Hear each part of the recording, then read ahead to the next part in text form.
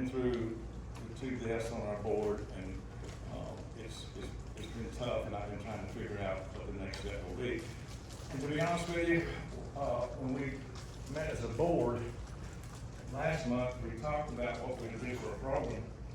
Because Bill Abel was helping me do all the programs. He was scheduling, he was planning.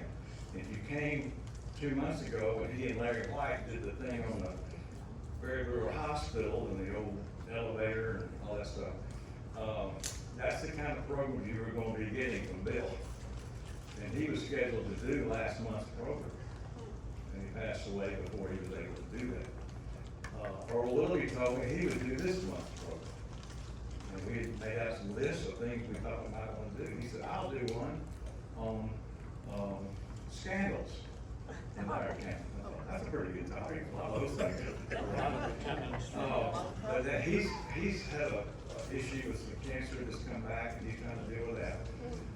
So he backed out the last minute, so you got me. And so I'm gonna preface this by telling you that I worked on this because more for me than it is for you. Because I've titled this Past, Present, Future, because I have a path I followed with this historical society. And so I'm gonna tell you my story, and it's long. But I'm gonna get you out of here before 6. I'm starting at 5:10, so I'm already 10 minutes behind. So if you have to get up and leave, you're not gonna hurt my feelings, but I'm gonna try to knock through this as much as I can and try to entertain, people like Robert. Yeah. He needs entertaining. And give you some information that you may or may not know. So if you've seen it before, I'm sorry. If you haven't, if you have a question or an idea, then hit me up afterwards. Because our board is trying to figure out the path forward. So that's kind of what we're in about this. Okay, I'm gonna put impact fund. First thing that happens is my remote doesn't work. We may be here all night.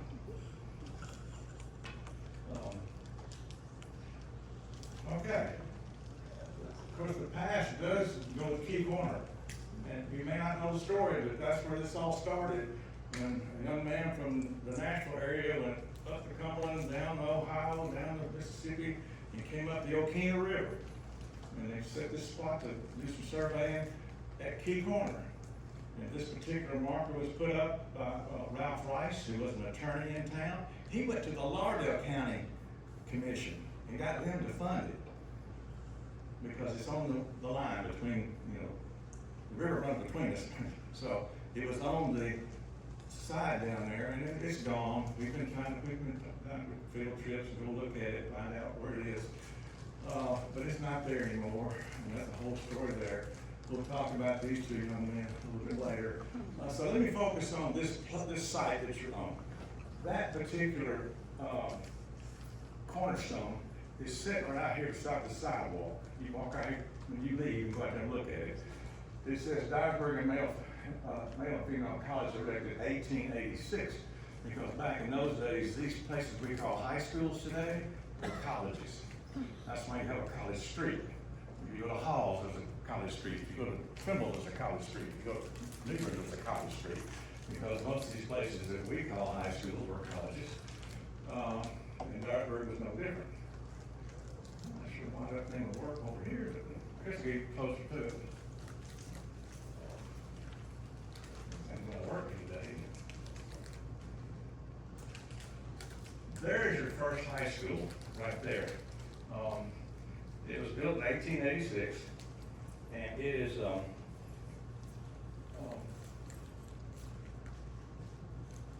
notice. Excuse me.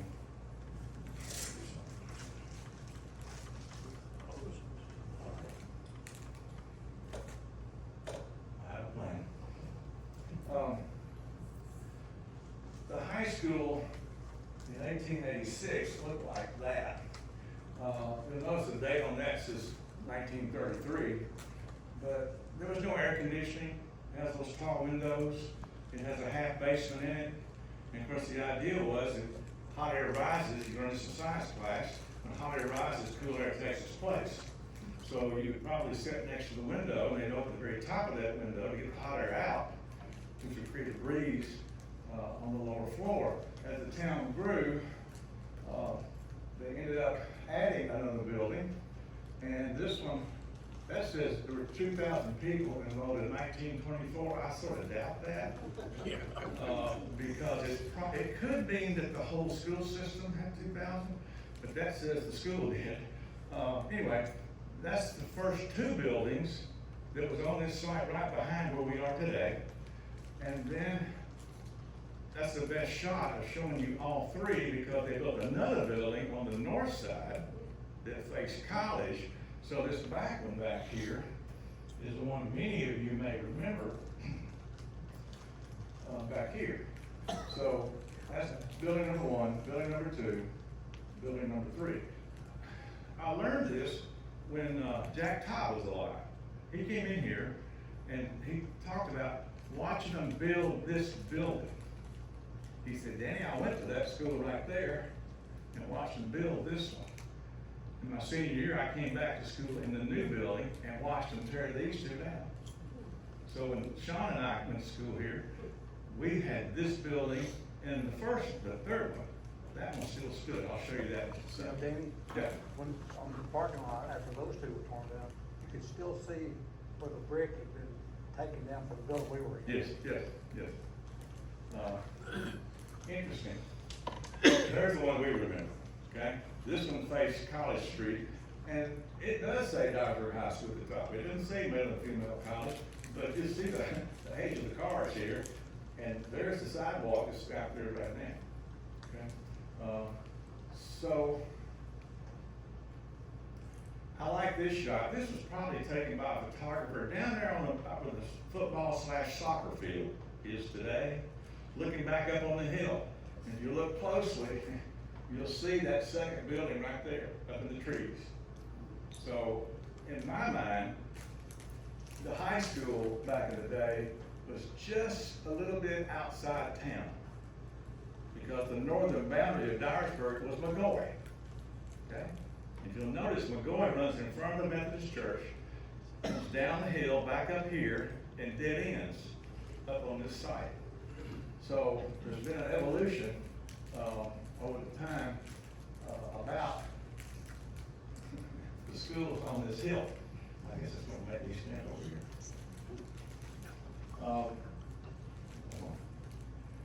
There you can see vaguely the school up on the hill. This is the hospital building we talked about 2 months ago. And you'll see McGoy goes down the hill, it's dirt road there, and comes back up and you'll go into the school. So this shows you the relationship of all these buildings to each other, including the Hosmer Hospital, the building you should talk about so much. And you'll see those steps. Now, if you go inside the White Associates building, you still go up those steps, because they built that front section around that. I like this picture. I found this one from 1940. This is the second building, but look at the shadow. And see this pile of building materials? What you're looking at now, that shadow is this building being built next to it. So when Jack Todd said, Danny, I went to this school, and then I watched them build the one you're in now, and vice versa, that kind of speaks to that. I got one more. If you'll look at this picture, this is from a cotton carnival. These kids are down on the football field having a, Mr. and Mrs. Cotton Carnival tiny tot thing. But look up here. You see right there? There's that second building, and see there's your construction of this building being built in 1939. And here's a shot I found from a yearbook that shows you the PDC that we're in now. But let's sit over there. There's that third building that faced north. It's the only one left. Yes, sir. You mentioned Cotton Carnival. It was started in Dyersburg and then moved. I wouldn't say it was started, but Dyersburg had a cotton carnival, And we like to, Dyer County is like to say, we had the cotton carnival before Memphis did. I'm not sure how true that is, because see, Memphis kinda let that evolution take hold. You see, they don't call it cotton carnival, it's Memphis in May for a while. I think that ties into this, Robert, because we did do some research on this. You see, this is a map of the gyms in Dyer County, and there's about 15 of them here, I think 16. And I've got them all labeled where they were and who ran. But guess how many gyms are in Dyer County right today?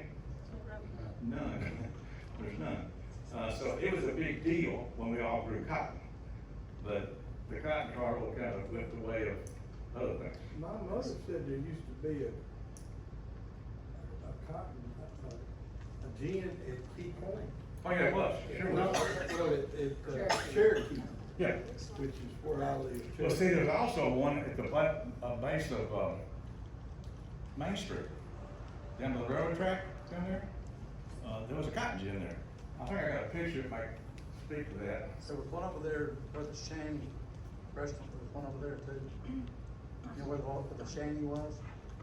I'm not sure. There's two of them, wasn't Yeah, at the end of Finley it? Street. Tip top and another one.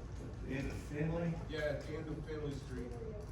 Then there was one across the highway, you know, where it divides into the Y. Yeah, going to Upper yeah, Finley. one other Finley, yes, yes. That, where it's a duplex now, that used to be a cotton gin. Yeah, yeah. This is my favorite artifact because I can duplicate it and I can give it away. I keep a stack of them back there. I found this in 1986 when I was at Finley, and we were doing Homecoming '86, and we had all this, talk about historic things going on, because this is a 1936 road conditions map, and the legend shows all these little triangles are schools. So all the red ones are elementary schools, the blue ones are high schools or high schools and elementary together. There are 81 total schools on that map, 10 of those are high schools, which is amazing to me. If you want a copy, I'll give it to you. The one I give you won't be colorized like that. I did that so you can kind of see it at a glance, how many schools there are. Oh, by the way, one thing about the legend here, a square is an elementary. If you see a little dot beside the corner, I covered them up. To see that little N right there, if you look closer, you'll see at the end beside, there's two schools in Minglewood. Pagoda had a little N beside it. That's your Negro school during segregation. So sometimes we don't think about that nowadays, but you know, back in the day, we were segregated until about the 60s. So that's an interesting map as far as Now, I'm did concerned. most schools have just one teacher for all the classes? Some of them did, yes, yes. We'll talk about that in a minute too. We have, Jim Stark found me a book with this particular, map in it. It shows Dyersburg up here. It shows the Old River running off the page, and it comes back on the page, and it shows the Fork of Deer River here on Dyersburg, and it runs through here and comes back on the page, and the Fork of Deer and the Old Line run together before it goes into the Mississippi. The map is basically showing you the logging that went on, because you had Minglewood up here, you had Enoch here, you had Stevens Junction here, Richwood here, Stinger, Tiger Tail. All that land west of here were logs, trees, and they cut them, put them on rails, shipped them out, and basically shipped them north and south depending on where the railroads were. Minglewood, there's a saw that they use in Minglewood. There's still remnants of that down there. Oh, I'm sorry. This guy's full-time job was to basically sharpen the saws. That's all he did. There was no TOSHA, there was no OSHA, there's no guards on there. I'm sure people lost fingers and hands and first one thing or another, because it was a very busy, difficult job. This is the company store, because when you worked in Minglewood, you worked for the man, you got paid in company script, like that. This was given to us by Bill Clore. He had one before he passed away. And it basically is what they would use, get paid in company script and go to the company store and buy your supplies. you didn't have to come to Dyersburg. You did it all down there. Minglewood back in the day had two schools, one for the whites, one for the blacks.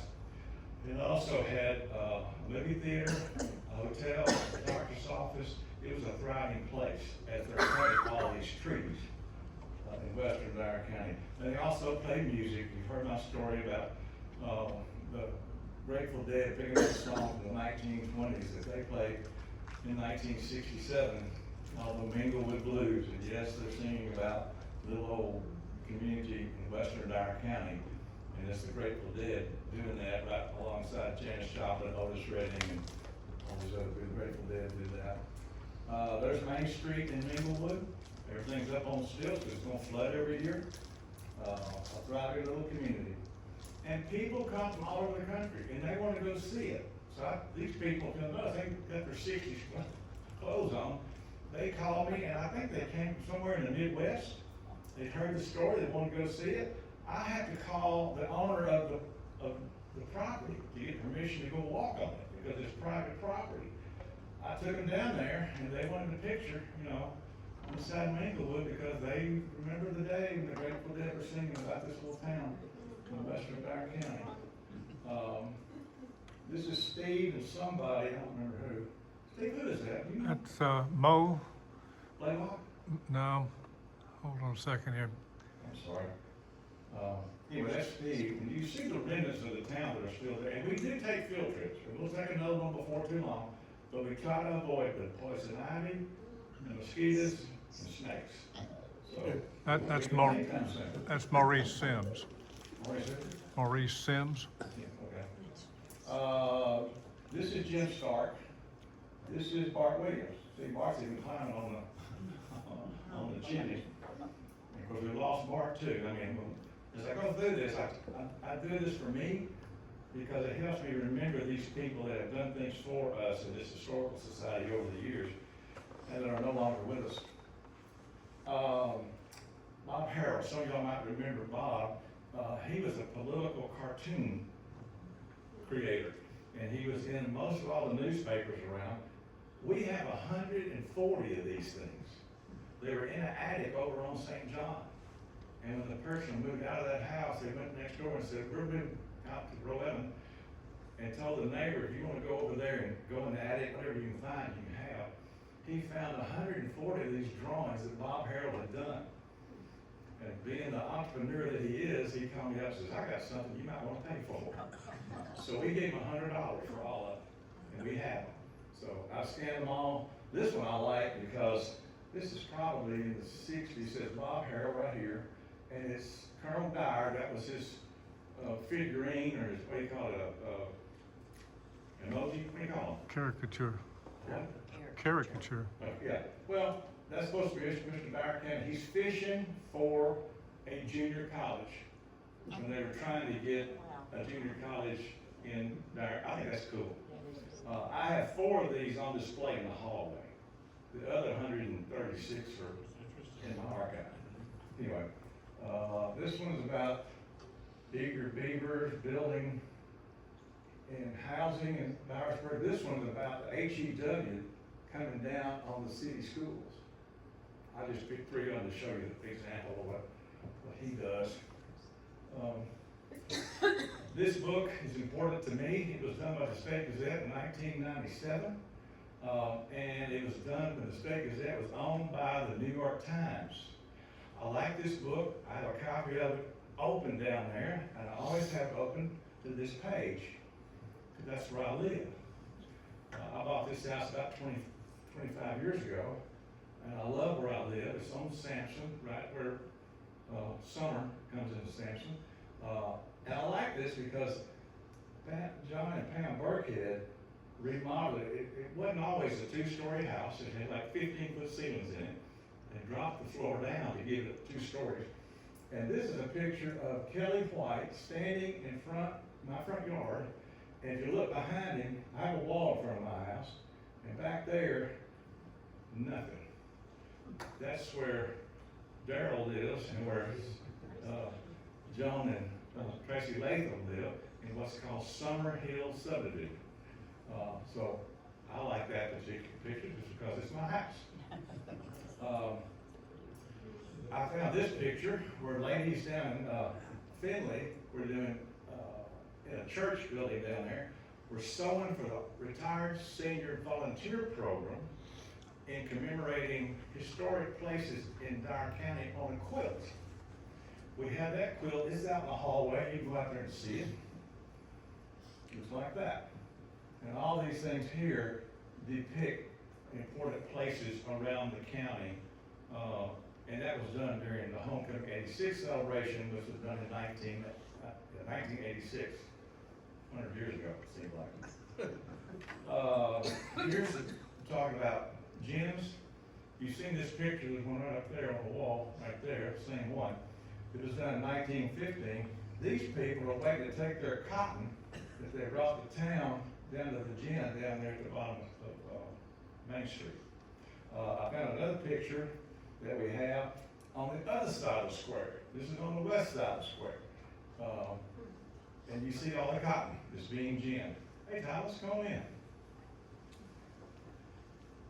And our thought brought me this one. It's a panoramic picture. That was a big deal back in the day.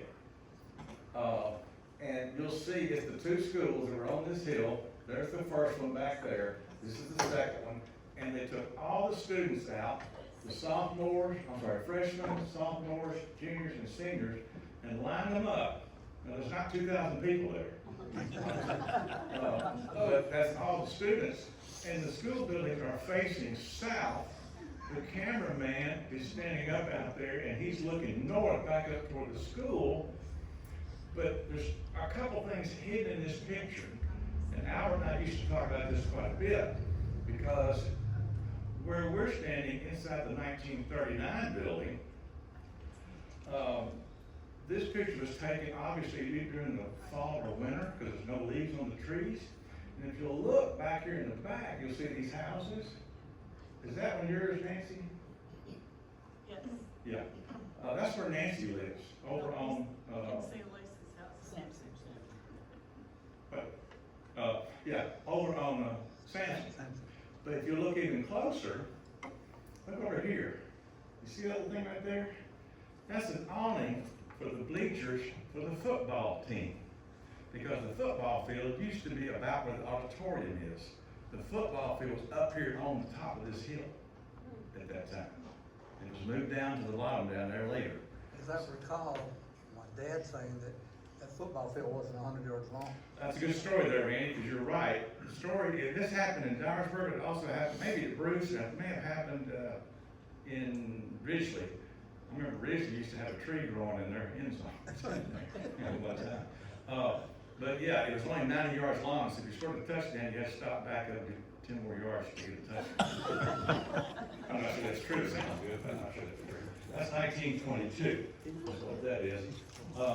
I like this picture because this is what we call Lake Road and Parkview. Its population of Dyersburg is 10,032, and if you look at it, that house right there is still standing on the corner right there where the college is. In a minute, I'm going to show you both these pictures. What year that is? That's probably about a 47, 48 pickup truck. So the population of Dyersburg, well, is almost doubled and since what I'm getting at. Well, there was one time it was over 18,000. I think we're down around 17,500 or so now. So is that looking towards downtown? Yes. And the college is Yes. on your left? College is on your left. So that's John Plor's wife's mother's home. John Plor's wife Wait. grew up in that house. Hopper? Debbie? Yep. Debbie? Rodney Hodges. Fleming, Fleming Hodges used to live with me. But John Plor's wife's mother. John they were Ford. all- You said John. Yes. I said John Ford. No, I don't John know- Ford. I don't know that. And I'm gonna show you this a little bit later because there They is a still own connection. it, I think. And then Now, Ken and Joanne Lewis. Somebody finally bought it. Hang on, y'all, listen some up. of the Clores do own Hang on. the granddaughter, Time out. because her mother lived there. John Plor's wife. Go ahead. Just Ken and Joanne Lewis lived right next door to that. Yeah, the second house. Yeah. Yeah. Second house. I'll come back, I got another shot of this picture here that I think is interesting. I'll come back to it a little bit later. This is the, Hotel Cordell Hall being built. Okay? We know it today as Security Bank. And if you look, obviously the cameraman was probably in the First Citizens building looking out a window. And if you look, you can see the Barry Brewer Hospital right there and the First Methodist Church there. And if you're really excited, you might can find the PDC and the high school back here in the background. So it's being built. It was built as fireproof, but it's all concrete. And they advertise it as having cold circulating water in it. Which meant they had, I guess, water fountains in there or something like that. I love this picture. I've got one better than this. I couldn't find it. This picture was at the bottom of this hill, right when you go down College and you kind of veer to the left, like you're gonna go back downtown. On that corner right there, there was a wading pool. Now this wading pool didn't have chemicals in it. It only had a concrete bottom and a big hose. And they hire a lady to come down there during the summer and sit in a folding chair, turn the water on, fill it up, and let the kids play. And then when the sun went down, she turned the water off, pulled the plug, let the water drain out, come back the next day and do the same thing all over. Now it's sitting right next to the gym. I'm gonna show you a picture of the gym, because the gym was also down there, so it's right on the corner. If you go down there, you kind of get an idea where it used to be, the way it was there at the bottom of College Hill. And there's the gym. So the gym, we probably should never have torn that down. If you look at the architecture, it's pretty elaborate. I play basketball in there, and if you go down to the education room, you'll see a picture of us in my basketball uniform when we played there. I graduated from this building in 1969, and the last year was a high school of 71. So we're right at the very end of this. My parents graduated in that building. They were finishing the high school. They graduated in 39. Oh, yeah. Yeah, that's Jack Todd's year, isn't it? No. Somewhere along in there. They're a little bit older. Edward, you graduated from this building, right? Like 71. Did you graduate in the auditorium or the gym? You remember? The gym? Yeah, we did too. Yeah, we did too. Wasn't air conditioned either.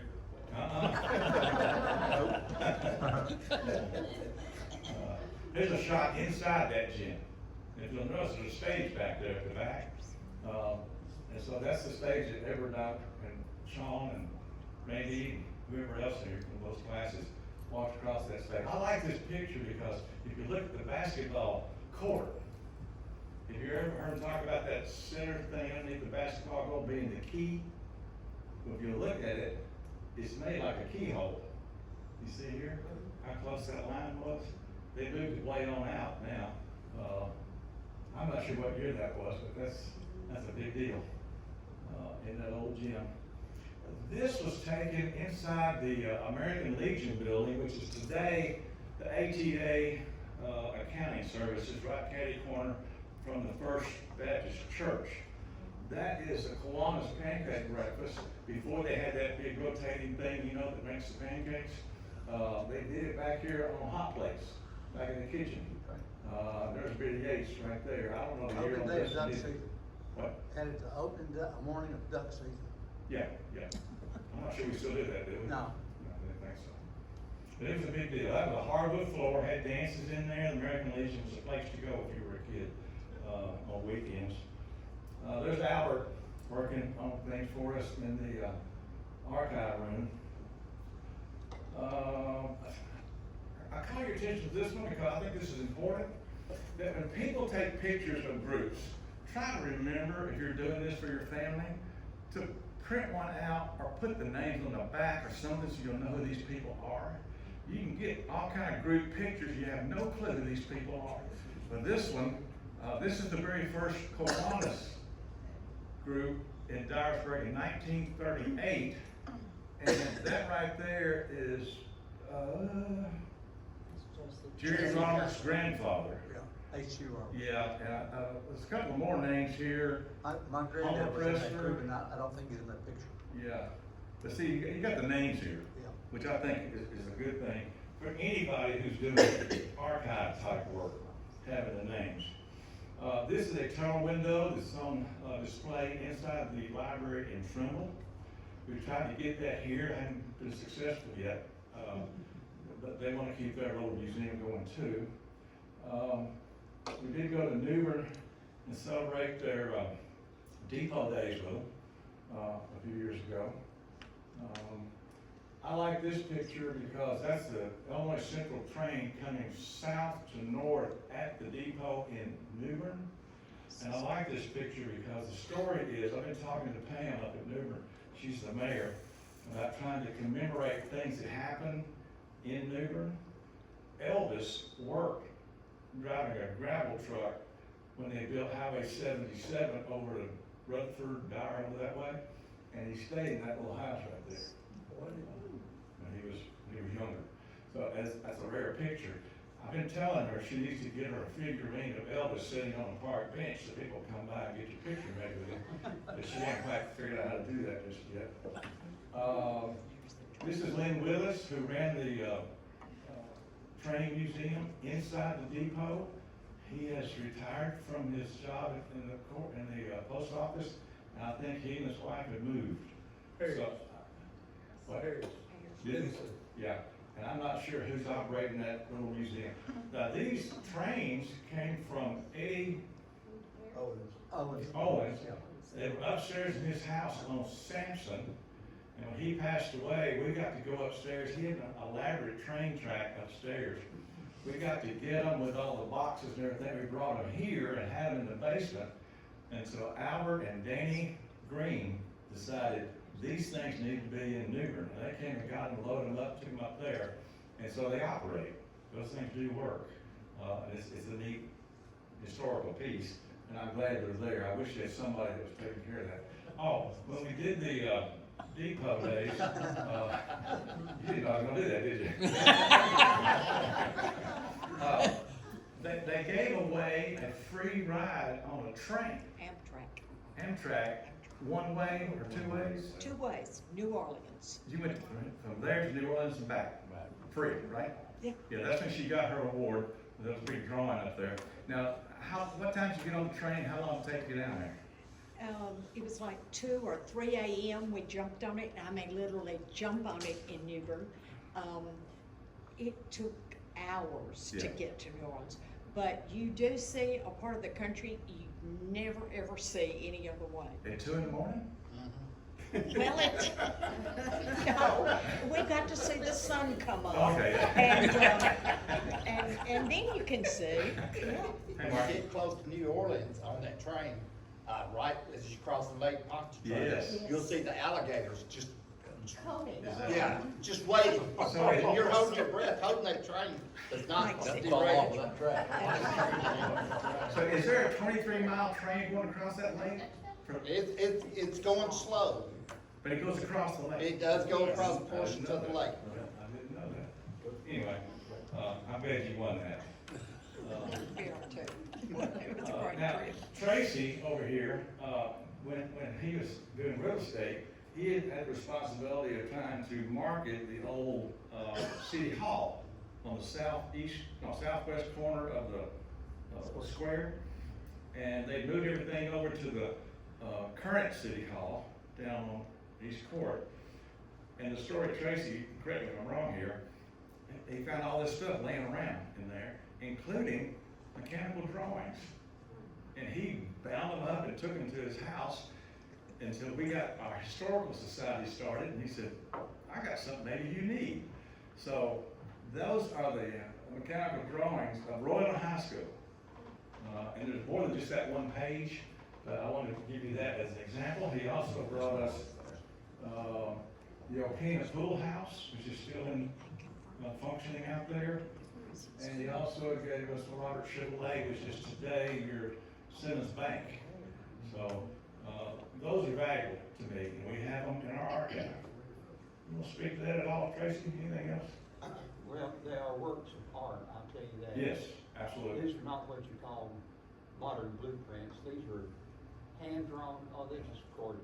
They're Yeah. gorgeous. With angles and Oh, yeah. pencils and all that. All the details are on the sheets behind, Yeah, but it's- those front sheets are, and there were also a lot of drawings of houses all over town, Eubanks. Say his first name, I had it. The architect, Yeah, the architect. it's not Eubanks. Oh, Buddy Funbanks. Buddy Funbanks. Funbanks. Excuse me. Yeah. Buddy Funbanks did a lot of them, but not all of them. There was a stack that I wish I had gotten to all of them, I just kicked myself not getting everything. Well, I appreciate the ones that you got here. I really What do. year would this be? What year? Let's see, I can't remember. I mean, Still approximately. Oh, gosh, back in the nineties somewhere, early nineties, middle nineties. That one you mean. Oh, well, I don't But know all the of dates them on go them. way back to. Yeah, they were all old. All right, in 2005, they were gonna target the old orphanage, which was the city school's central office for a while. They tore it down, and that one probably would qualify for the National Register. A lot of history there. Found that article, Ken Huey, who was, from the Chick neighborhood, who went to school here, learned to fly, and flew planes in Vietnam and was shot down and was a POW for over 5 years, and was released at the end of the war. And we brought him here for about 5 days, gave him a rental car. When Bill Abels found him, about 7 years ago, maybe 8, Ken was an assistant district attorney in Los Angeles, California, prosecuting gangs. And Bill reached out to him and got him to come here. Bill raised some money, gave him an airline ticket for him and his wife. They came here, and he spoke. He wrote a book. I got a copy of it back there, called Outlaw Leave. He talked about flying F-4 Phantoms here in Vietnam. There's a whole story there. Those two were married in the house that Tim Walker lives in, on the corner of Sampson and Phillips, big white house that the doctor used to live in. Well, they were married in that house. There's a picture of it right there. Went to Findlay during their July 4th celebration. Lynn did a train activity for us in the depot. I think that was during the bicentennial in New Bern. Went out to Pagoda and had an afternoon with those folks and learned things about Pagoda I did not know. Been there. Here's the image at the Veterans Museum in Halls. And I'm pleased to tell you that if you've been here the last few months, we did a program on the Rona. It's about the boat that was torpedoed by a remote control bomb during World War II in the Mediterranean. It was hush hush. The government sat on it. FDR sat on it. Churchill sat on it. They didn't want the world to know that the Germans had developed a joystick in an airplane that would guide a bomb into a boat. And it did that, hit the last boat, which was the Rona, on a convoy, and they were full of engineers who'd been trained in halls at the airbase. A lot of them died. Those people did not know the story until the Freedom of Information Act kind of let the story come out in the 90s. It's a big DVD that we made here. And I'm pleased to say that the lady who brought this to my attention several years ago lives in Connecticut, and we have partnered with her and one of our anonymous donors to raise $3,000 to put a marker beside these to commemorate the men who died on the Rona. And you can Google it. Charles Osgood, when he did those documentary stuff, he did a special on it before he died.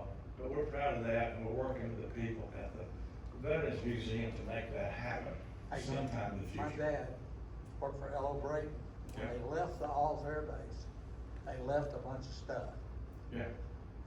Filing cabinets, paint, typewriters, everything but the Northern bomb site. And my father went down there with a dozer and buried all that stuff. Gee, thanks, Frank. I like this picture, this is from way back, who we made up here. That's David Hayes, Carolyn Finley, that's Sharon Simpson, who worked at the library. She's kin to Albert Hume, who wrote the history of Dyer County. There's Bart, who since passed away. Bart found a device, he was always into something strange. They're making apple cider. She's throwing an apple in there and David's cranking it so we can drink apple cider that was done right out there on that parking lot several years ago. Which I think is an interesting artifact as well. This is me and Judy Patton at the Dyer County Fair. We partnered with the photography club and had a little display out there. When we first got started, we looked a little bit younger back in those days. This lady donated her wave uniform. It's on display back there in the corner. And that's Tommy Galda there. And she was into the Pates up in Newbern. We did a live on Mississippi on the stage in the auditorium here. That looks like Mark Twain. We had a guy who worked at Dyersburg State who looked like Mark Twain. His name is Ken Tosh, and he did a program about Dyersburg and stern wheelers and things like that. At that, I borrowed that bale of hay from the Bale of Green cotton. Frog. You said hay. Hey. I'm going home. He's got a lot going on up there. A bale of cotton. I borrowed that from the doctor over at the Green Frog over in Alamo. I went over there. That man, he spent his life, his name's Freeman, he was a doctor in South America back in the boonies for years. And he came back and he was so interested in history. Have you seen that gin over there? He bought that gin, okay, assembled in North Alabama, took it apart, brought it over there and put it back together. And it's a real gin, which is nuts. Anyway, that barrel was given to me when I was a boy. I have it on the display down there in the museum. So we put all this together, and Ken did a great job doing it. He has since relocated to North Arkansas over there. Yes, Dyersburg used to have a wharf down at the end of Market Street. And yes, you know, stern wheelers would come up in there, but keep in mind, it only came up during high water because the Fork of the River kind of low sometimes. We did have a quilt show in here. We had the basement full of quilts. We had this room full of quilts. And I think it was Miss Moore, whose husband runs the Dyersburg funeral home, Moore's. Put that together. She's into quilts and things. That's been several years ago. This came out of, it's a picture of the Memphis train that had a Dyersburg car. And it came out of Eddie Owens' house when we got the trains. He had that picture. It was on display for us. It's at Christmas time. And this thing was for sale. And we tried to buy it and bring it up here to put it in our farmer's market area where that train track is. But they wanted $90,000 for it. And we didn't have it. It since sold and went to Indiana somewhere. I don't know if they repainted it or whatever, but it's gone. But it was down at Collierville is where it was. A picture of, I like this one because it advertises the hut, but it also advertises the school. College Hill, Morgan Christian was the principal, and it mentions the school as Alice Thurman, Jeannie Walker, Jeannie Bell, Central Grammar, and Bruce High School for the Colored. So I'm not sure what period that is, but see, our terminology changes as we go along here. But look, M.L. Morrison was the principal there. And if you haven't seen what Larry Williams has done with his little museum down at Bruce, you need to go visit that. It's very well done, and he's been meticulous in putting all that together there. This is, oh, by the way, the Bruce community has really rallied around activity, community center they call it now, that was the school. And they have commemorated several things, there's one there, there's bricks here, then the exhibit inside, and they also, have gotten the application done with MTSU and the state historian who is, I mean Nancy, Van West. Yeah. What's his first name? I forgot it. Anyway, they did the application and put that building on the National Register of Historic Places. I don't know if the marker's been put up yet or not, but they're in the process of doing And that. that school was a county school. Huh? That was a county school. Well, be careful there because Jenny Bell was a city and county school. The original plaque for that school had, I got it down there on display, it has city teachers, county teachers, city board, county board, and under the list of city teachers, in Jenny Bell, it says Jenny Bell City County Grammar School on the plaque. Guess who was listed as a teacher in Jenny Bell was a Miss Jenny Bell. She worked in a school that was named after her. Which I find bizarre. The principal that showed a few minutes ago on Jenny Bell, the slide you had a while ago. Yeah. Miss Leslie Mae Robinson, Yeah. I had her for fourth grade math Did you? teacher. And you learned your multiplication table. And how, long division and. I remember those days. Yeah, and one time we even did this, Steve's part of this too. I forget the year, but, we were trying to do something with the downtown, River Park idea and all that. And so a guy from Mississippi brought a hand-built canoe for 10 people and brought it up there. And we went to just south of Roellen and put the boat in. There's Steve up there. And I want, let's see, there's Earl Willoughby. That's John Lamb. There's Bart back there. There's my son Evan. And we floated the river one of the first times we did that, all together. And, It's overloaded. and we didn't turn over. Well, it's interesting, we went under the railroad bridge, which would be, you know, around south, after south now, under the arch bridge on South Main, and kept going. And we thought, we gotta get this boat out of here. And we didn't stop till we got around to Evansville and found a kind of short bank. We not gonna never got that thing out of there. And there was a professor from Dyersburg State that I thought was gonna pass out, trying to get that thing up. But that was a good event, and my son still talks about it. They make that picture for a rescue boat. You know who made it was Jim Stark. He floated along the side and took pictures. Historic homes in town, you might know where that one is. We had a program on this one with Clayton Hayes a few months back. This one is gone on the corner of Sampson and East Court. I lived in that house for a while. Yes. That house, Ms. Reed started the Cotton Carnival Oh, really? here in Dyersburg. I did not know that. That's good. Well, my dad moved, I was born in Paducah, we moved here and needed a place to live. Dr. Reed, my dad was a pharmaceutical salesman, and Dr. Reed, being a pharmacist, put us in an apartment in that house. So I lived there for a year or so when I was a kid. This one's still there, that's the King Mansion. This one, recognize that one? What?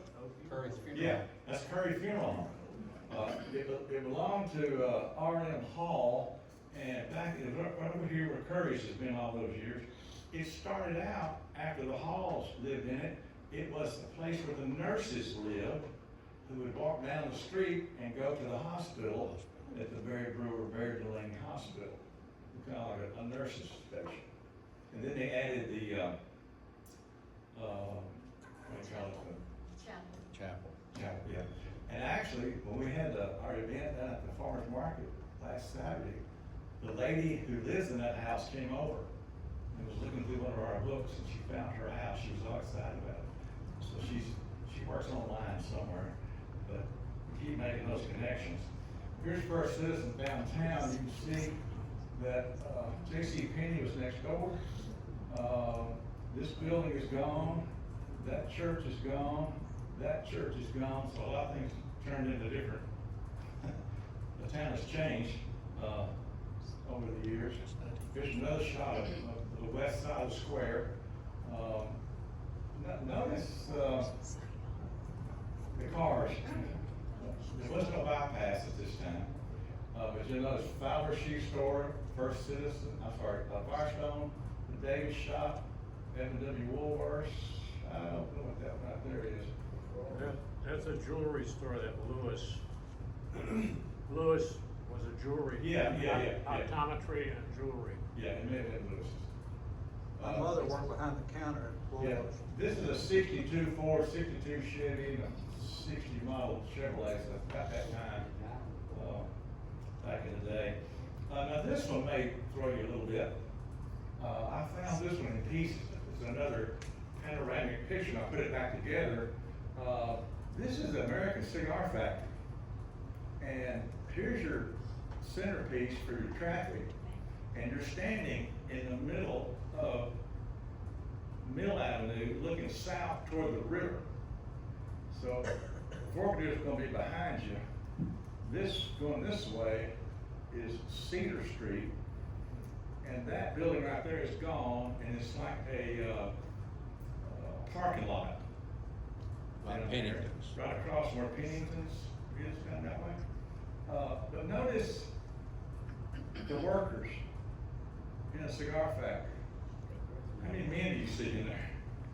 Almost all women, which I think is interesting.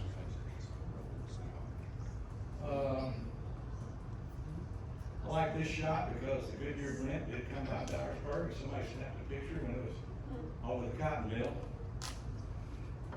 When I was in high school, it flew over, I was at the high school. I'm sure. High school. Yeah. I wonder if it did it more than once. I'm sure he did. This is the golf course. This would be what you would know as Parkview. Here's the volcano pool. Here's the country club back here. So you see that's a golf course, and then the city donated their municipal golf course to build Dyersburg State. That's when they took and built the golf course out by the airport to go from a 9-hole course to 18-hole course. You didn't have to go Saturday by the Dyersburg State, you didn't have to go by the college, did you? I know, you know about graduation? Traffic, there's cars parked I know. everywhere. I think Dr. Cook likes having that outdoors. I've not seen it, but I know it's a big deal to them to do it out there. I found these pictures. This is when First Baptist, this is their classroom building originally. And there was a gas station here. And obviously they torn that down, but here's First Baptist Church. Here's the post office back here. And so I'm gonna give you a little progression here of what's happened where they ended up tearing down the old Presbyterian church. They went out on the bypass for First Presbyterian and took that stained glass window with them out there. But you see how they eventually, by September of '86, they had that addition finished. Of course, they've remodeled their sanctuary since then, recently. If you haven't been in there, it's beautiful inside. It really is. This one I think was Tokheim, or one of those factories on 77 in Newbern. I'm not sure exactly the name of the company because it changed several times. You know, they made records for a while, and they made gas pumps for a while. So I'm not really sure the name of which one that is. This is Colonial Rubber. Hang on. Back up. This is Colonial Rubber. I like this one because Colonial came here in the 50s from Indiana. And you see this little building with these little vents on top of it? That was a furniture factory. And then it closed down. And so when the Colonial Rubber in Indianapolis area burned. They were looking to come south. They bought that piece of property right there, and that's where Colonial Rubber started. And then it grew into all of this, and you can see the Reagan Levee, the bypass. There's the bridge across the Fork of Deer right there. I got these pictures from Fort Alamo. They had taken pictures of their construction jobs, and they were gonna get rid of those. So I grabbed them. Here's the Presbyterian Church when they first built it. Inside, when they first got it completed, looks pretty much the same today. This is the cotton mill. I like this picture too, because the cotton mill, here's the Babe Ruth baseball field we used to play on. This is now where that warehouse is. But you can see the original cotton mill right there. They added on this section, added on this section, and all this became warehouse. There's that water tank. And right up in here is what was called Mill Village when they opened it. But the cotton mill built 3 blocks of houses, and I believe I'm right, they built 95 homes for a total of $75,000. And it was in the contract to build the houses out of extremely cheap construction materials. And people live there, and then they blow the horn to change shifts and all. We have the horn in the museum down there. I can't really tell what that is. They're digging something there. I'm not sure exactly what that is.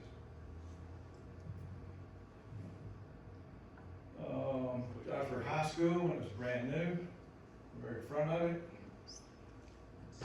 Dyersburg State, when it was brand new. And the gym, when it was brand new in 1969. Ermco is a big business in town now, today. Colonial, DPP, Oldberg, Hecko, that's that whole complex here. And if you'll notice, Oldberg was here, Oldberg was here, this was Colonial DPP, and they're building the Hecko building. And here's your bypass. Going around here, and there's the Reagan Levee. You kind of get an idea where all those things are today. I think I've got a couple of shots of that. There's the same thing from a different angle, and I think this one is gone, I believe. This is where they made hand grenades Made the and box. cool cushion. Remember that? Is that right? Yep. Like cool cushions, I think it was. Sylvania. And Sylvania. And Sylvania. You know what they made when they were first here? Yeah, the flash Flash cube, cube. then they made the magic cube. The magic cube didn't need a battery. It just, as it turned, it generated enough electricity to make a flash. We have some magic cubes down there in the museum. This is Thomas Industries. This is now part of Rough country. Rough Country, and had a tornado blow through there and blow part of that. Right there, Yeah. at the edges where you see the, Right about there. yeah, right there, yeah. Yeah. They're putting all that back together. Now, we do have historic markers in town, not a whole lot. This is Otho Frank Straw, who was a Confederate general who died at Franklin. He was buried there and disinterred and brought to Dyersburg. He's buried up there by that cannon up on the East Court Cemetery. William Nash, this particular marker, he was a Revolutionary War veteran. This is out on the highway going to Tyrant. There's a lot of Nashes out there. Those are the only 2 in the county that I could document during the bicentennial back in 2022. So we raised money and did 3 more. This is not one, but there is one for the Key Corner. I don't count this one, but this one is in Lauderdale County. I don't count this one, because this one's in Lauderdale County. Both of these are on the highway going toward Hawks, on the 51 highway. But this one we did for Robert Moody. Oh, God, I'm not supposed to do that. I think this thing has a mind of its own. Robert Moody, was a black man who was born to a black lady, and because she was free, he was free. His father was a slave. He left Dyersburg, Dyer County, and went and got a degree and became a successful businessman, moved back to Dyer County and bought his father's freedom, back in the day. You can read about that one out on 412, right at Bonnie Court. Colonel Robert Henry Dyer is who Dyer County is named after. This is on the court square right downtown. You can read that one down there. And this one is out 51 North, out where you turn to go back to Devil Eye and NSK. It commemorates two B-17s that collided over Dyersburg during the war, during the training. It tells that story. And they're doing one for Bruce School, and a garden club did one in front of the primary school to commemorate. Peony Ridge. Peony Ridge. Peony Ridge, yes. Yeah, Peony Ridge. Depends, I'm not sure how you pronounce it, peony or peony. But there's one in front of the primary school. I grew up there, that's what we named it, Peony. That I did too. But supposedly that was the world's largest peony farm. This is a plaque inside the Veterans Museum. It's from Dyer County, it's listed there. When they started that museum, that's pretty elaborate. If you've not been to the Veterans Museum, you ought to travel down there. And then the Watson home. This kind of gets us started on, you know, how we got to where we are, because this one was the Dyersburg Hospital at one time. When I was a kid, I thought it was a haunted house. It scared me to death. And I found this picture that talks about this Victorian home with a Gothic influence, and you see the picture of it here. It was located, that's why it looks like it's a haunted house. The story is this. There was a previous historical society who wanted to make that one be listed on the National Register. So they got together, did all the paperwork, got all the lawyers, sent all the applications off, and they sent it to Washington back then, if you wanted to have your building on the National Register. They waited, and they finally got their letter back. Congratulations, your building has now been listed on the National Register, and you can start working on it. It had already been torn down. It was gone. So that particular historical society died. And we came along in 2003. Danny, the staircase out of that building is where it was in my office. Oh, really? Yeah. Didn't know that. Well, where the First Baptist Church activity building is where that haunted house / hospital / Watson home stood. There was a time you could look on the National Register listing, it was still listed, even though it wasn't there. They've taken it down, it's gone now. Let's talk about the president. These are my board members. That's us. There's 15 of us. And if you'll notice, there's 2 of them there that are in parentheses. Because Marilyn Holmes, who was the secretary, just passed away. And Bill Abels, who was a really dedicated board member and did a lot of things here, passed away. And so we're in the process of trying to recover from all that. But most of these people show up for meetings, which is great. When I got involved years ago, they were meeting in the basement in 2004. The museum was down there. I taught and trained teachers up here. But since I worked for the school system, I would go to their meetings because I was the one who would deal with a commode that didn't flush, or a broken window, or air conditioner, that kind of stuff. And only had 3 or 4 people showed up. And one of them was Bill Clory. And one day he said, we need to get Danny on the board because he comes to our meetings. I'm not sure who the other people were or why they weren't coming, but I kind of got the fever, and next thing you know, I'm 20 years down the road and I'm still burning up the fever. Because this is important, and I take it as being important. But I thank all these board members for what you do. There's a bunch of them sitting here right now, and we need more board. We know at least 2. We need to replace 2 of those people, and we rotate 5 off the board every year. So 1/3 of our board rotates. So if you're interested in, number one, being a member, see me, $25 a year. Number two, if you're interested in being a board member, see me. We meet like an hour before this meeting. We've been at 4 o'clock today. Number three, if you'd like to be an officer, see me. Because we got a lot of things to do. We got little time, and we're not guaranteed tomorrow, but we're gonna keep working the best way we can. So that's my plug for us. Seriously, we need your help. We really do. In 2011 is when we hired Nancy to work with me. It's Albert Falk's idea.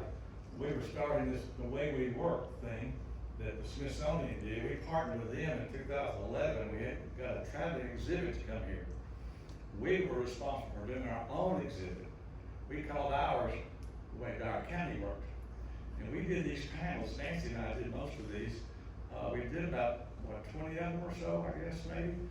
This one happens, you remember at the schools, there's the first school, there's the second school, there's the third school, there's the fourth school on this site. And we had that panel. We laminated it and we carried it around. We use it all the time. We got one whole room down there called The Way We Work, the way Dyer County worked. It's got cotton mill, minglewood, colonial rubber, Sylvania. There's Indian artifacts exhibit down there. Lots and lots of Dyer County stuff. So that's when we kind of got started with that particular project. I'm gonna let my granddaughter take you on a quick tour of the building. That's A. And I keep put that sign out when we're open, so if you come by and you see that sign, we're in here. That's the cotton mill safe that was in Oswego, New York in 1929. It came to Dyersburg and was over in the cotton mill when they had shut down and there was a fire. Remember when the cotton mill burned? That safe was inside. We got it out. We sandblasted it. We got Dennis Moody to pick the lock, and all the original documents from 1929 were inside that safe. Survived the fire.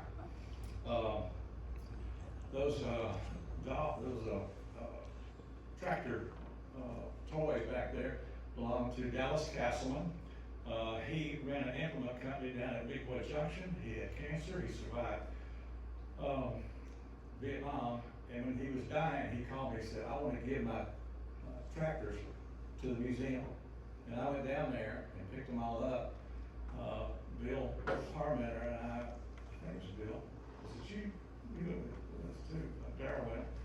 And he talked about every one of those different implements and how it applied to him and his father. And then he passed away. That's his military uniform over there with a hat on. We had the phone booth from the airport that Patsy Cline used on her last meal in Dyersburg before she got on a plane and was told not to fly in bad weather, crashed in Camden. So she made her last phone call March 5th, 1963, about 5:30.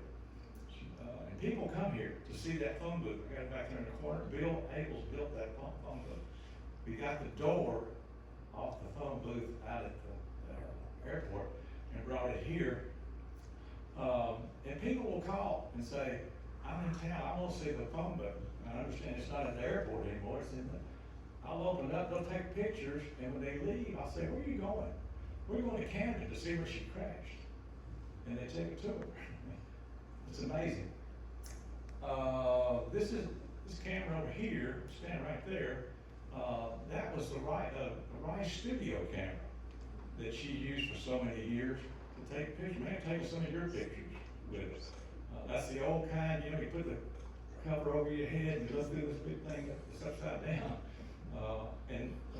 The lens still works. You still make it work. I wish we could take pictures with it. The curtain comes from Finley. I was principal down there. It was a stage curtain that we had on display. The Timmermans had a collection of doll houses. They're on display down there. There's a whole story behind that. You see some of the artifacts in that room down there. And this is one of my favorites too, because when the Fayette Gazette quit making a 3-day-a-week paper and went to 1 day a week, and they sold their building on the bypass and moved into an office on the north side of the square. They called and said, we would like to loan you our hard copies of the state gazette we've collected. It's been up in the attic all these years. And we have a policy, we do not take loans. We'll take a donation. So we negotiated for several weeks until they finally said, okay, we'll donate them. So we have all the state gazettes that they had in that building, and I cleaned that room out, and I bought shelves, put those up. These are hardbound copies of the state gazette, the Dyersburg Mirror, the New Tennessean, the Dyersburg News, as many as we've got, dating back to 1930. So if you want to see a newspaper, there's a good chance I've got it. And when people see I've got that, the first thing they say is, when are you going to digitize all that? I'm going, you come up here and digitize it. That's a job. It needs to be done, but we're not, you can get microfilm copies at the state gazette, I'm sorry, at the library downtown. But that's a project that needs to be done, but I don't have the wherewithal to do it. So you're welcome to come. I will frisk you before you go in, so you don't take a pocket knife or a pair of scissors when you go in there. But it's available to you if you want to go out and look through some old newspapers. This is the newest one, our Edgar Schultz Boy Scout exhibit that was done in a room right down the hall. All the things that Edgar had, all these years of Boy Scouts. There's Milton Rice and his brother at Key Corner. And here's, I'm doing this for Robert. I've seen this before, so I'm gonna go quick. There's that corner I was telling you about. I did some then and now pictures. These are kind of entertaining, I think, because there's the corner today. And notice that those streets were not called the same thing. We call them Lake Road, we call them Parkview. But originally, that was Nichols. And the street going, that we call Parkview, was called Lauderdale at one time. That's before my time, but we've got maps and evidence of that. Here's 100 Main. You might recognize this one. It's owned by a German, Mr. Michael Durock, who was part of Devil Eye, bought it. I wonder why the doors were on the corner. All around town, that was normal. I mean, almost every corner had that kind of door on every corner of the square. This was the True Value hardware store on the south side of the square. It ended up being the the Mustard Company store, which is closed because Devil Eye is no longer here. The Hotel Cordell Hall became Security Bank. This one I like. This is the Commons. You know, want to guess where that was? Diane Moore's office? No. First Citizens. Say it again. The lot for First Citizens. First Citizens. This is the site of a lynching that happened there. It's a whole story that I won't tell you to you today, but this is where First Citizens stands today. It was a Commons back in the day. Buffer Motor Company over on East Court today is Cesso. The Woolworth store on the west side of the square is a florist shop. Used to be a galleria. The Berryboro Hospital is now White and Associates Insurance. Parkview Hospital is named after Parkview, but that road right there, it's not Parkview. Parkview's the next block down. Now think about it. That's Tickle. But that's Parkview Hospital, and it's changed over the years. Watch this. Whoop. You see how much they've changed. It's still changing today as West Tennessee Healthcare. I like this one. This is right down the street from where I live. It's the corner of Sampson and Gordon. And when this picture was taken, there was no cut through to Wheeler. It wasn't there. They ended up cutting it through there later. It's a pretty busy intersection now because it let people go through to the intermediate school, which was the junior high. That's why that road came through there. But look at this. That's how it looks today. This one's downtown. It was the Firestone dealer and a car dealership right next to the Francis Theater. Today, this is where the community church is today, on East 4th Street. I like this one because Cecil and Russell Taxi was a big deal back in the day. You see all the taxi cabs here, and all the guys with the hats on? They're on the corner of Wesley Court and Church. Where that is, there. Because they closed it up and made an office out of it there today. You know where this particular place is. It evolved into, the bus stop. Unfortunately, it's closed. I hear somebody's gonna go in there, but I don't know. They already have. Did she go in there? I've been hearing that rumor. Did she open? Okay. I did not know that. This is, Rudy Yates's place. At the time, he had General Appliance here, and General Appliance here, Western Auto was here, and Simmons Shoe Shop in between. Simmons lived across the street later on. And then he ended up having the whole thing, and they bought things across the street as well. Here's your Francis Theater, and there's that Ford dealership next door where the church is today. That's how it looks today. Now this is the southeast corner of the square. I like this picture because as they took the picture, there's a guy working on a power line up there. That's probably working on, maybe a telegraph line or something. I'm sure he's not doing electricity. But Robert, there's your, corner door there. But also, that door, I think, took you upstairs. There was a door from the outside sidewalk to take you to the second floor on most of those. And that became City Hall. Are they doing something in that now? Yeah, I thought it was gonna be a restaurant, but Troy Kerber was doing some work on it. He sold out of it. It's now a, bridal shop by appointments only. But they did redo the windows in there, so it's pretty well done. But it's not gonna be what I thought it was gonna be. This is where Bill Revelle had a car lot on the corner of East Court Street and Sampson. It's now Brassfield's Body Shop. The end of Market Street, this at one time was the fire department, the jail, City Hall, and who knows what else. You see how it looks today. Now, the jail is over here, and that building is gone. But you see the remnants, I think it was Mark Fingers when we were kids too, for a long time. What's in there now? I don't really They're know. remodeling it, doing something. Well, they're still remodeling. Cause it was up for sale not long ago. Yeah, I don't know. I think the lady who put that little, was a cotton something or another, a little cleaners in there, she was from Florida. I did talk to her, but I never really get a good feel for what she was trying to do. This is Albert again doing legacy interviews. That's Larry Williams who did the museum down at Bruce. We did a lot of those. A lot of those interviews are on the wall out there. We had them transcribed and put in the newspaper. So there's Albert and Larry.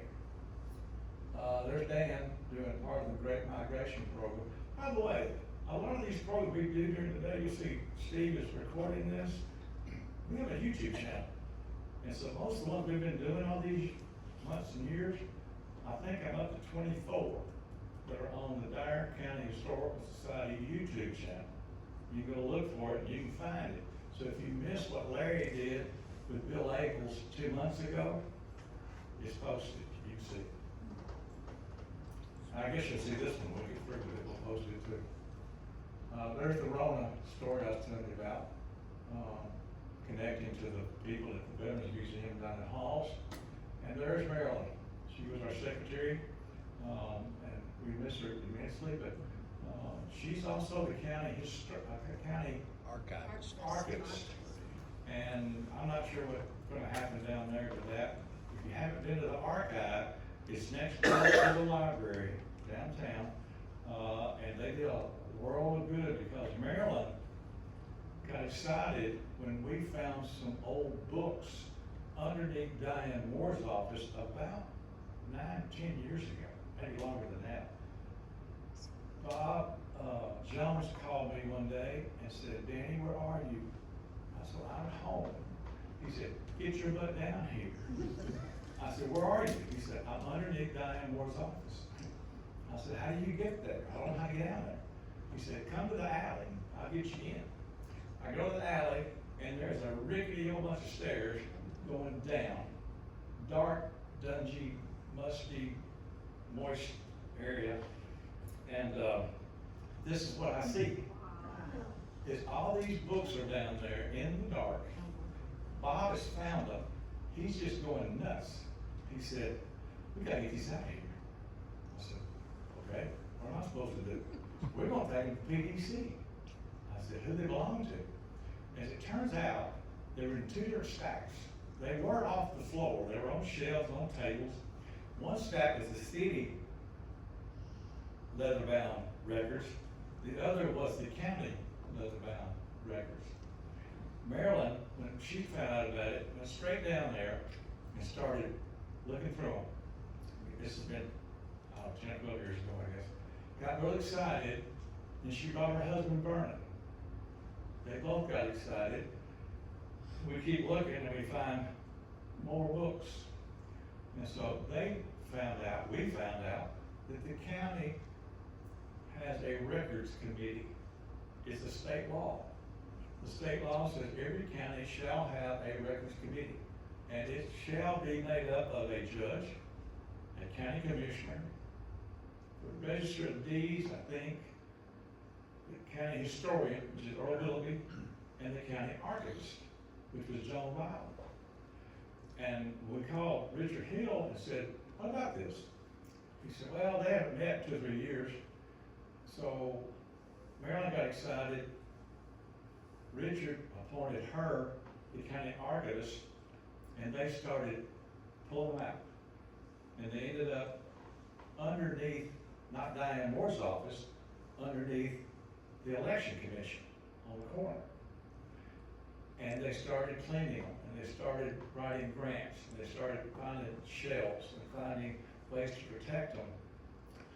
And she went to training in Nashville, and Vernon went with her. They both were trained as certified archivists. The Historical Society sent me there for 3 years to be trained as a certified archivist. I'm certified too. And now that Marilyn is gone, we don't know exactly what's going to happen there. If Vernon's going to do it, or how they're going to take care of it, but it's a major job. If you haven't been, go visit the archive. It's a major job. If you haven't been, come visit the museum, because it's kind of the same type of thing, but in a different realm. So anyway, we have those here, and there's Bill, who just recently passed away, and he was the one who did the program 2 months ago. He helped me put that log up on the wall down there. This log came out of a dog trot house that was located in Stokes, which is past Tigard, where the first court case in Dyer County was heard. Now Stokes is no longer in Dyer County, it's in Crockett County. But there's history here, and when the farmers started tearing down old buildings, we were lucky enough to grab the last log out of that dog trot house, and we have it on display. Thanks to Bill. Now, over the years, Nancy has done a super job of us trying to archive what we have and put it in acid-free boxes. These things are not cheap. We have one whole room down there dedicated to this, and we get donations all the time. And you can see all those boxes and all those shelves And there's about that twice that we much now. try to take care of, and we keep them down there in that room. The one thing we have done is we wrote a grant and redid the video projection system in here for the city of Dyersburg. But we also wrote a grant and replaced all the lights on this floor. Those are all LEDs. They will not damage the historic artifacts like fluorescent will. So we're trying to do the right thing with all this stuff we have. That's our archive. I want to mention the State Gazette again. There's the room with all those books in it, the State Gazette, our archive. And then our Edgar Schultz exhibit, we did that just a month ago or better. February. Was it February, and it was on a Sunday afternoon, wasn't it? Yes. Yeah. And Elise and Daryl helped put all that together. It took, a couple months, month and a half maybe to do all that. They have a room down the hall, just open the door, you can go in and see it all. But we had people come who were his, Boy Scouts, Eagle Scouts, and their families. We got a picture of them while they were here. Did you ever tell how many eagles he had? It's well over 100. Yeah. I don't know, I think it may be on the wall down there, at least how many? Yes, it's on a newspaper that was a article on the front page. But we actually have all of the applicants for each Eagle Scout, and that's gonna be my next task, is getting those on a database. You might know some of these people here. We did some books that we've done. There's the Sultana story. But that Dyersburg book was done about 2011. Bonnie Provalis did it. We started out, she worked for Channel 10 out of Memphis. She was going to do a video about Dyer County.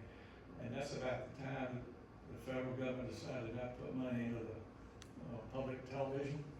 So there were people who wouldn't let her do a TV spot on us. So she did a book, and we have it for sale back there. Yes, some of those that we sell. And there's that picture of those cotton wagons again on Main Street. And in the future, these are from Dr. Bobby Cook's office. Bobby died a few years ago, and he was a supporter of us. And his family, Jill, who lives in Middle Tennessee, and Tim, who lives in Arkansas, they just sold the building where Bobby's office was. Johnny Gibson bought it, but we were able to go through, and what you can see here that they have donated to us are all his instruments laid out here. That is a dental cabinet. Out here in the hallway is an ice box that you put a block of ice in it to keep your food cold when you didn't have electricity. Both of those are in outstanding shape. I've moved them out and locked them up just because we haven't figured out how to display them yet. That's what we're doing now. So if you're interested in what I want to call medical stuff, Randy, people like you, I can help us display things like that. I did let Troy, I'm sorry, let me go back. I did let Troy Kerber come look at those because basically they're visual, you just look at them. But I think Troy takes mission trips to Haiti, and some of these devices might be used with dentists in Haiti. So we may be making a donation that way. This one's recent, a 1929 senior composite. This is amazing. Let's see, is Leslie here? No, Not she's here? not there. Leslie Moore donated this. It's 1929, and this guy right here is Albert Hume's brother, and I think that right there is, help me, I'm going blank. Anyway, it's rare you're gonna get 1929 pictures that good. We have it in an acid-free box. We haven't decided what we're gonna do with it yet. But that's a neat artifact. You see the school here. It says Newbern High.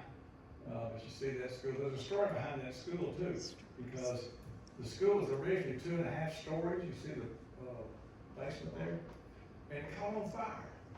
And the fire department, if they had volunteers, whatever, came in and put the top floor out and saved the bottom 2 floors. They rebuilt the roof, so now it was a 1.5 story instead of 2.5 stories, and it stood up there for years and years and years and years. And just recently it was torn down to build a new elementary school. You might remember that tan building back there, but people who worked in the school system and asked me, why does this building have such a tall chimney on it? It was because the chimney was up there, and they took the top floor off, the chimney just stuck way up in the air. So there's even a story behind a building being burned. This is our latest donation that we got from Van Simpson, who is the nephew to Albert Hume.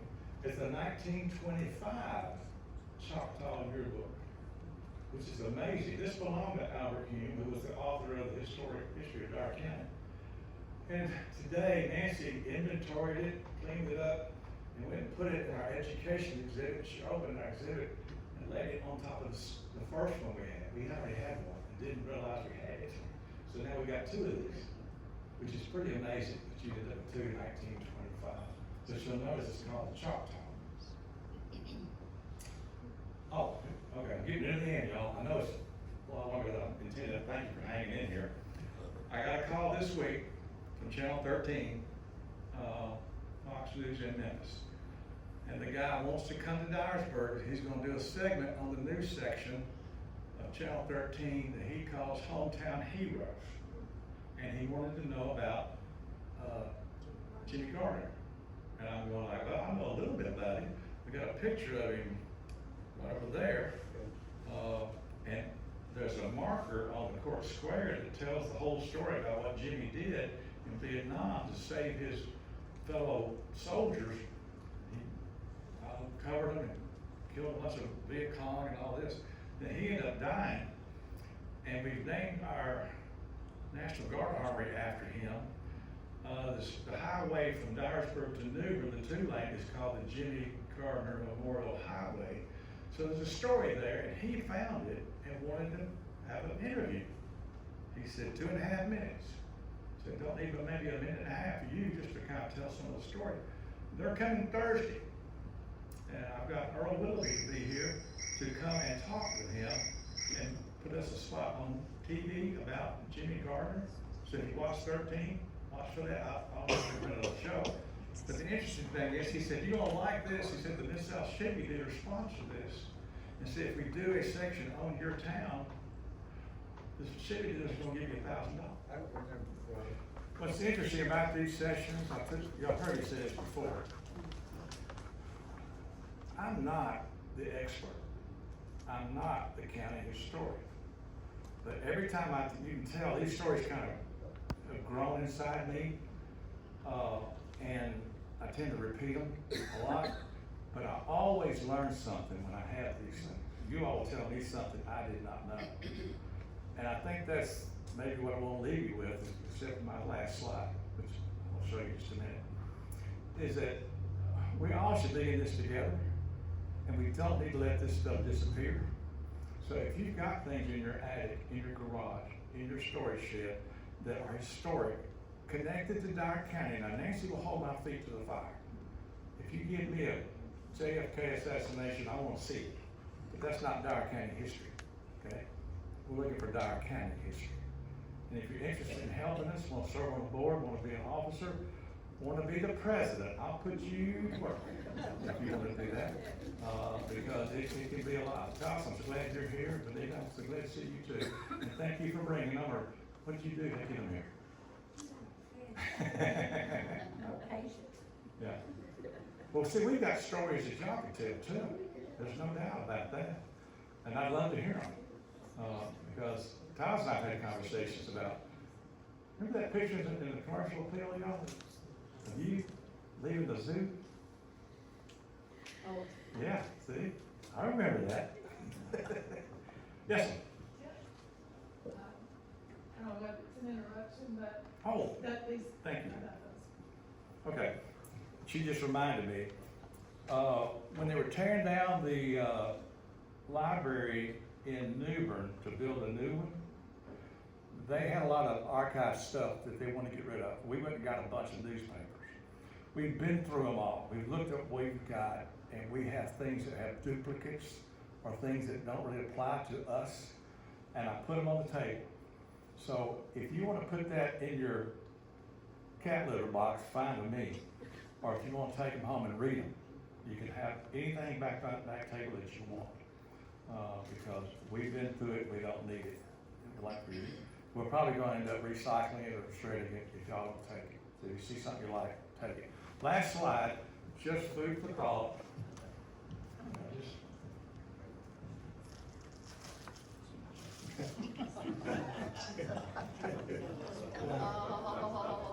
What year? I don't know. I wish I knew the year, but this is before my time. All I can remember is Ed Gavin's place out on East Fork in 1990, and he had a big sign that said, "Save the Berlin Wall." Remember that? Because he was in competition with the gas station next door where the barbecue place is today. When I was 16 and had just started driving, gasoline was 17 Yeah. cents. Was 17.9. There was a gas war Yeah. Yeah. with Earl Gatlin Okay. out of Ed Detroit. Gatlin. Ed Gatlin, Yeah, yeah. And my dad had 555. Oh, he did? Okay, that's right, that's Right right. up the street from the First Methodist Church. And so, and I remember it was 17 cents, 17.9 sometime during that year, because I remember all of us would get together and we would come up with a quarter and put a gallon of gas Yeah, in the yeah. car. Now tell me why it was called 555, you know? I have no earthly idea. And then Joe The Reeves,